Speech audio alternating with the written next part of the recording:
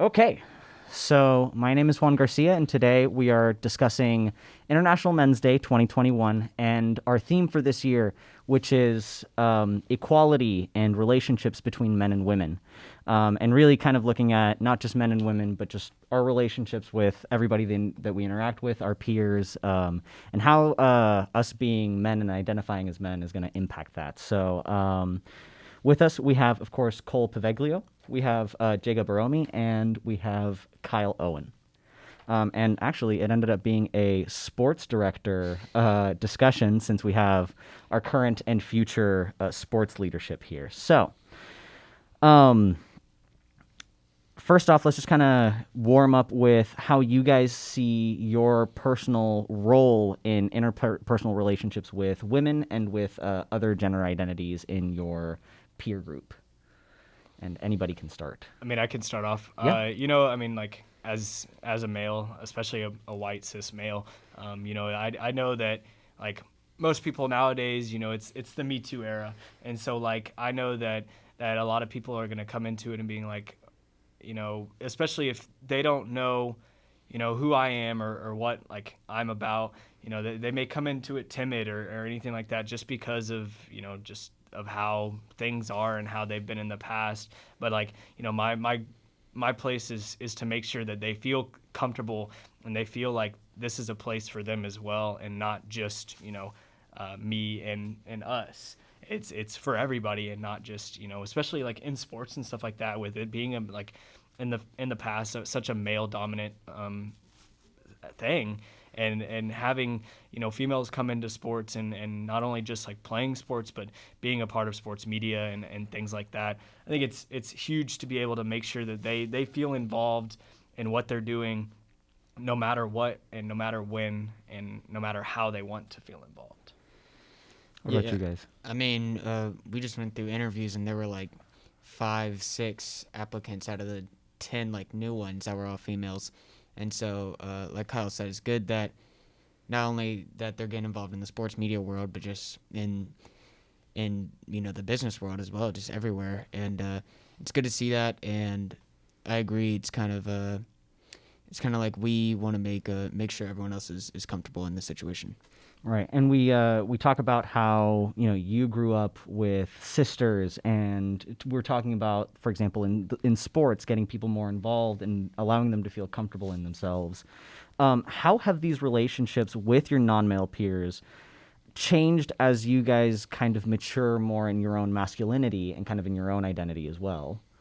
Well, I grew up with 2 sisters as well. I was the youngest, so I never felt like I had to like look over for them, because one of them's 5 years older than me, so I always felt like they were looking out for me, and I still kind of feel that way, even though I'm older, and I just feel like we both kind of give to each other between all 3 siblings that like, hey, we're each looking out for each other, we're all in this together, and that kind of feeling.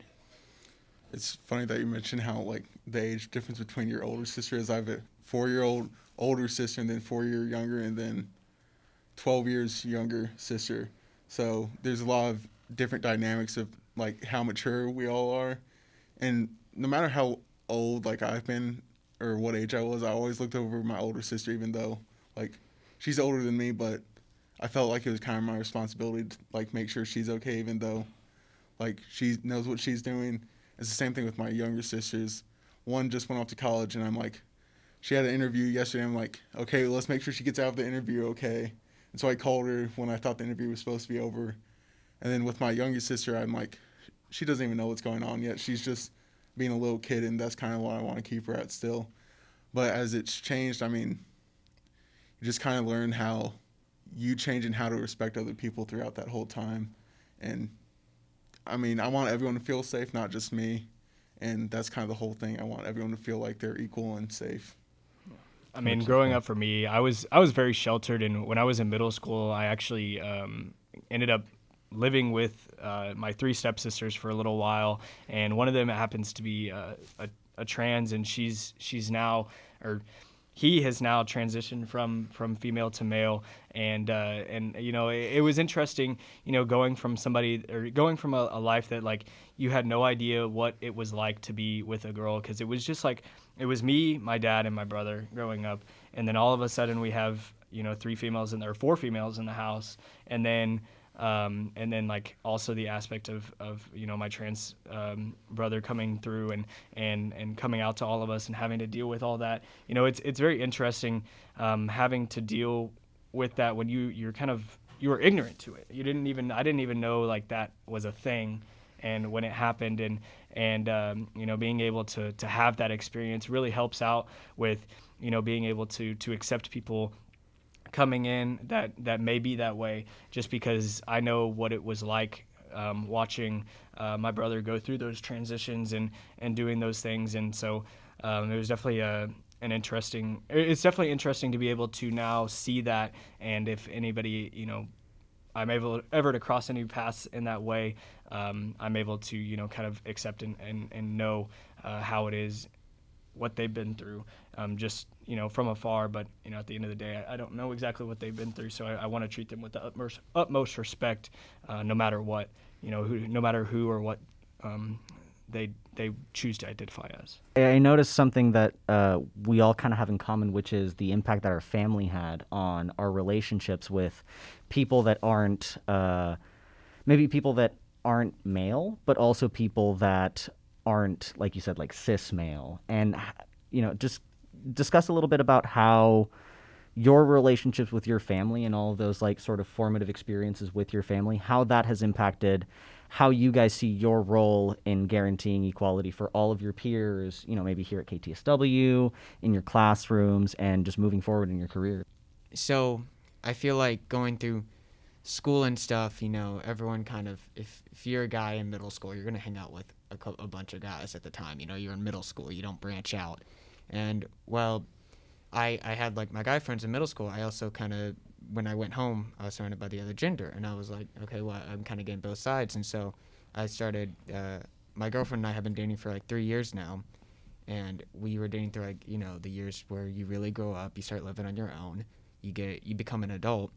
And I feel like having both those sides growing up, I know how to treat her, and knowing that, like, you know, when to, you know, just how to act and how to be respectful to her going through, you know, the transformative years. I mean, I think how they've really affected me is just seeing the hard work that goes unnoticed for females a lot of the times. And I like to say it's gotten better, but I mean, for sports especially, I mean, when you look at the numbers about how sports get covered by anyone, female sports get covered next to non-existently in a lot of things, and that's something that we've been improving upon in like a whole sports media total. And I mean, just because they go unnoticed doesn't mean that work isn't being done.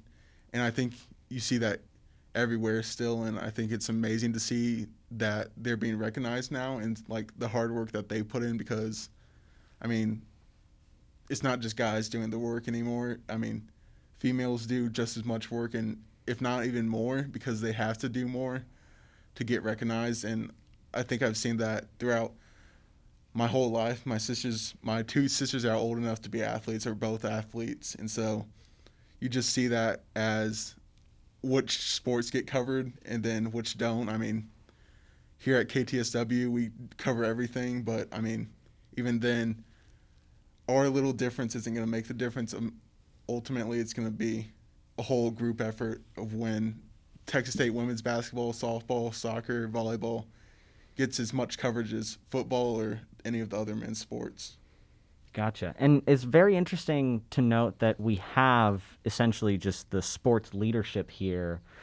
How do you guys see your roles as leaders in a, I guess, sports media field with regards to trying to make sure that athletes get covered the way they should be covered, and we give those opportunities to as many different athletes as possible? You know, Cole hit on it a lot about giving the opportunity to the athletes, but it's not only just the athletes. You know, it's our staff members as well, and the girls out there in sports media. You know, that they work their butts off, and I wholeheartedly believe the girls on our staff especially, you know, like Tabby and Kennedy, they are the two hardest working girls I've ever met in my life, and they're probably the two hardest working people on this staff in general. And you know that they really, we want it to be able to give them the opportunities that, you know, everybody has. You know, like we put Tabby on our play-by-play and color broadcast because, you know, she's earned those spots. Whereas I don't know if have we ever had girls be on those in those spots before. I'm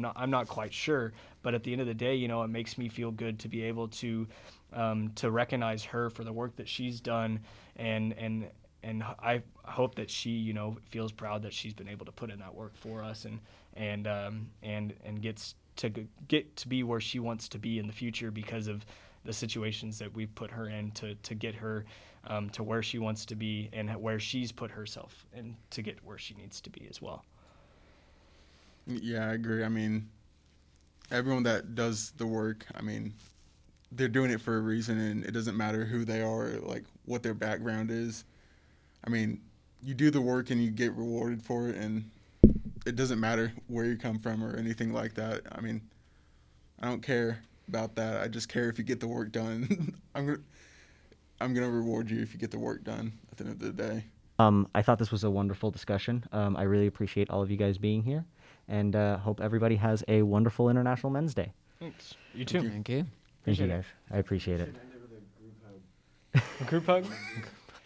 Bring it in. Aww. Yeah. I like that.